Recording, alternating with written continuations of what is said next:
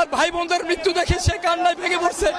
আমরা আমি আমার মেয়েকে নিয়ে রাস্তায় নেমে আসছি, আমাদের মেয়েগুলো মেরে ফেলতেছে, ছেলেগুলো মেরে ফেলতেছে।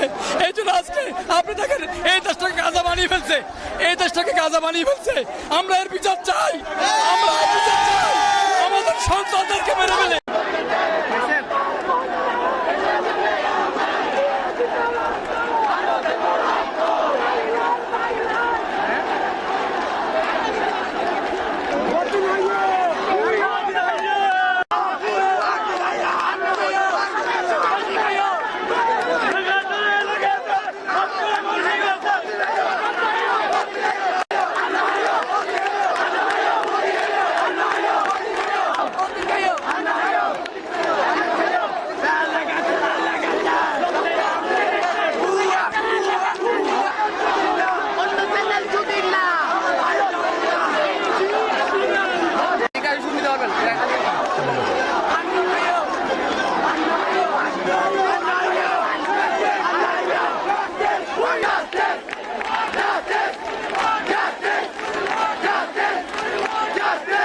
খামেরা তো দাগ হয় কিভাবে? এই যে ভাবি, দাগও যাবে রাগও যাবে। নিন চাকা সুপার হোয়াইট।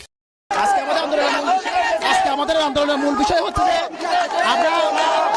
আমরা 9 দফা দাবিতে এখানে দাঁড়িয়েছি এবং 9 দফা দাবি আমরা আদায় করতে চাই এবং আমাদের যে ভাইরা মারা গেছে সেই ভাইগুলোর যে খুনের হত্যার বিচার চাই আমরা।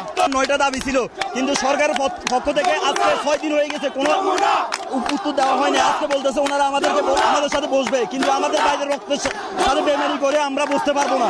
আমরা একটাই দাবি, এখন আমাদের উনি পদত্যাগ করতে হবে। উনি খুনি হিসাবে উনি কি বিচার করবে? আমাদের খুনিদের কাছে তো আমরা বিচার চাইতে পারি না।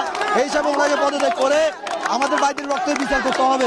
আমরা তাদের হত্যার বিচার চাই এবং মাননীয় প্রধানমন্ত্রী শেখ হাসিনার বিচার চাই। উনি তো কিছু বলতে পারতেছে না এবং যদি কিছু করতে না পারে তাহলে উনার পদত্যাগ চাই আমরা।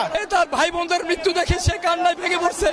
আমরা আমি আমার মেয়েকে নিয়ে রাস্তায় নেমে আসছি, আমাদের মেয়েগুলো মেরে ফেলতেছে, ছেলেগুলো মেরে ফেলতেছে। এই জন্য আজকে আপনি দেখেন এই দেশটাকে গাজা বানিয়ে ফেলছে, এই দেশটাকে গাজা বানিয়ে ফেলছে। আমরা এর বিচার চাই, আমরা এর বিচার চাই। আমাদের সন্তানদেরকে মেরে ফেলে